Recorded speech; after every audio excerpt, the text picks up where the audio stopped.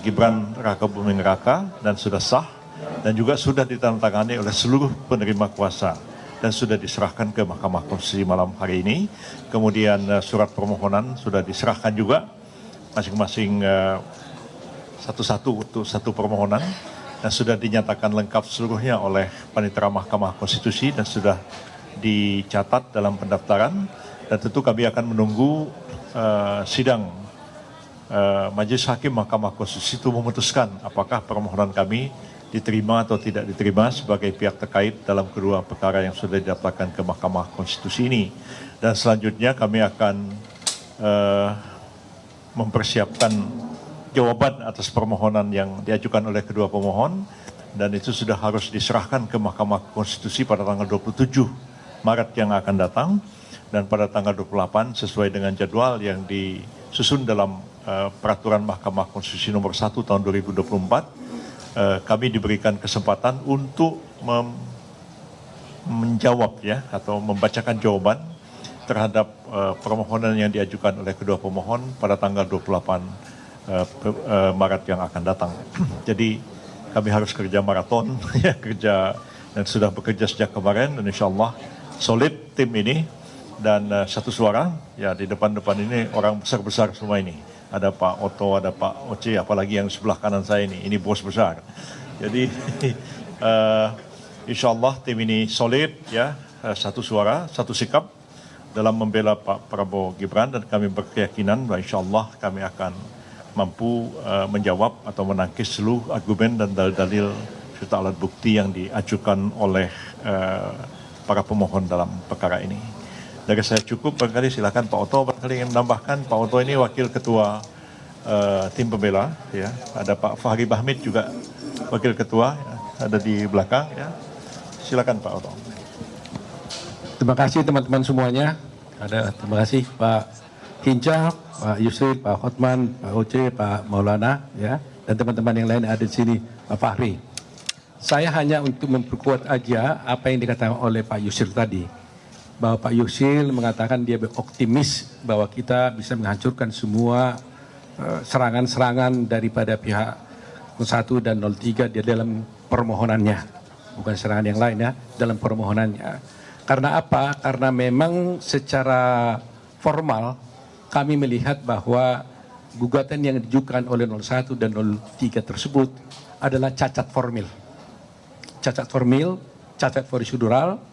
Sehingga karena tidak memenuhi syarat formil maka kami melihat bahwa berpotensi besar bahwa permohonan itu tidak akan dapat diterima. Itu yang paling mendasar. Karena apa? Alasan kami karena bahwa sengketa yang disampaikan sekarang ini sesungguhnya adalah dalil-dalilnya itu mengenai soal proses pelanggaran-pelanggaran di dalam pemilu. Padahal kalau pelanggaran-pelanggaran dalam pemilu itu adalah ranahnya Bawaslu. Yang Bawaslu bisa masuk ke Petun, bisa masuk ke Mahkamah Agung. Sedangkan yang dimasukkan di dalam MK ini, yang ranahnya MK ini adalah merupakan perselisihan tentang hasil pemilu. Ya. Dan itu tegas diatur di dalam pasal 476 Undang-Undang Pemilu dan telah diadopsi di dalam peraturan Mahkamah Konstitusi tahun 2023. Yang tegas menyatakan bahwa untuk mengajukan permohonan saja itu di dalam PMK itu diatur apa yang harus dimohonkan. Pokok-pokok permohonan itu jelas diatur di sana adalah harus mengenai tentang perhitungan suara mana yang benar, mana yang tidak benar. Itu saja yang diatur sana. Petitumnya pun haruslah membatalkan tentang keputusan KPU tentang perhitungan suara. Dan yang benar yang mana? Itu yang sudah limitatif diatur di dalam PMK itu. Sedangkan sekarang yang diajukan oleh pemohon adalah pelanggaran-pelanggaran, bansos lah, kecurangan lah, dan sebagainya.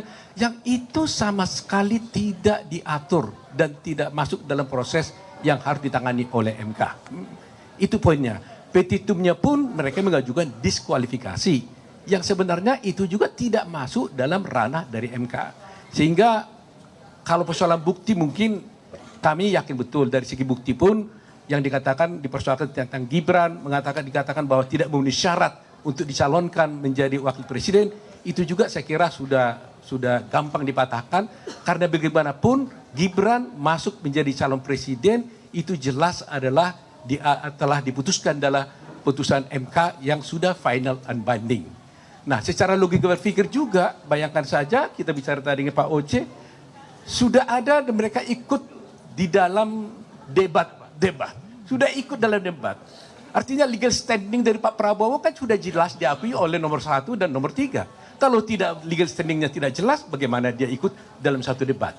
Nah, itulah mungkin yang saya sampaikan, hal-hal banyak lagi yang bisa disampaikan oleh teman-teman yang lain, tapi itulah poin yang paling penting. Kami yakin permohonan itu tidak akan diterima karena cacat formil dan tidak berdasar. Terima kasih teman-teman. Pak Hotman mungkin. Silakan Pak. Oke, dalam hukum dikenal dengan ajas bahwa tindakan atau perbuatan bisa merupakan pengakuan. 2 kali 01 dan 02 mengakui keabsahan Gibran. Waktu pendaftaran mendapat 01 dan 03 2 kali mengakui keabsahan Gibran. Waktu pendaftaran di KPU mendapatkan nomor. Ya, malah mereka pesta pora berdiri, ya. Berdiri 01, 02, 03 berdiri, tidak ada satupun protes tentang keabsahan dari Gibran. Itu pengakuan pertama. Pengakuan kedua, sebagaimana tadi Bung Otto bilang, dalam debat cawapres. Berapa kali Gibran debat dengan cawapres 01 dan 03, itu atas undangan KPU dan tidak ada protes satupun. Kok sekarang KPU disalahkan? Jadi, ya disalahkan KPU-nya. Kok Gibran tidak memenuhi syarat? Jadi menurut kami sih rada cengeng, itu aja deh jawabannya deh. Baik, Pak Oce ada mau tambahkan sepatah dua patah kata. Ini Pak senior kita ya. Saya cuma mau bahas mengenai bukti narasi. Bukti narasi tidak dikenal di dalam pembuktian, coba itu. Dan saya sudah siap untuk itu. Dan saya mendukung semua teman-teman saya, Pak Otto sebagai wakil saya, Pak Ketua, dan kami telah sangat siap dan kami adalah satu di dalam pembelaan. Terima kasih. Ini Pak Fahri Bahmid juga wakil ketua tim pembela ya. Tadi Pak Hotman sudah, sekarang ini wakil ketua Pak Fahri Bahmid. Silakan Pak Fahri. Iya, terima kasih. Sudah banyak hal yang sudah disampaikan oleh ketua tim tadi, Bapak Profesor Yusril Iza Mahendra, kemudian wakil ketua tim Bapak Profesor Otto Hasibuan, dan senior kami Pak Profesor Oce Kaligis dan Bang Hotman.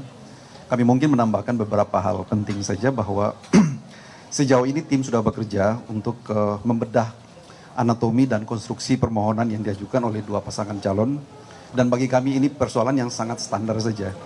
Jadi sejauh ini yang kita identifikasi tidak ada hal yang sangat istimewa dalam permohonan ini. Tadi sudah disampaikan sama Pak Otto Hasibuan bahwa format permohonan ini sebenarnya tidak dikenal. Ini sesuatu yang sangat tidak generik sebenarnya ya. Ini sangat tidak lazim. Cuman karena itu adalah hal yang sudah diajukan, kami berkewajiban secara konstitusional untuk membantah semua itu. Jadi semua permohonan telah kami susun. Pada saatnya nanti sekitar hari Kamis, kalau nanti dalam pemeriksaan pokok persidangan, kami akan mengajukan jawaban secara tertulis yang akan kami sampaikan secara komprehensif tentunya. Jadi banyak hal sebenarnya yang telah kita identifikasi yang tidak perlu kita sampaikan secara terbuka. Mungkin nantinya pada saat persidangan kita akan menyampaikan secara lebih jelas ya. Jadi sebagai kesimpulan bahwa kita hargai saja apa yang mereka ajukan hari ini sebagai bagian dari hak konstitusional mereka, walaupun dalam konteks tertentu kita pandang sebagai sesuatu yang tidak lazim dalam mekanisme hukum acara dan pembuktian di Mahkamah Konstitusi. Mungkin seperti itu yang dapat saya tambahkan dari apa yang telah disampaikan oleh Profesor Yusril. Terima kasih. Terakhir dia wakil ketua Pak Maulana Bungaran, silakan. Saudara, keterangan pers yang disampaikan oleh TKN Prabowo Gibran yang baru saja mendaftar di MK sebagai pihak terkait dalam sengketa Pilpres 2024 di Mahkamah Konstitusi, Saudara.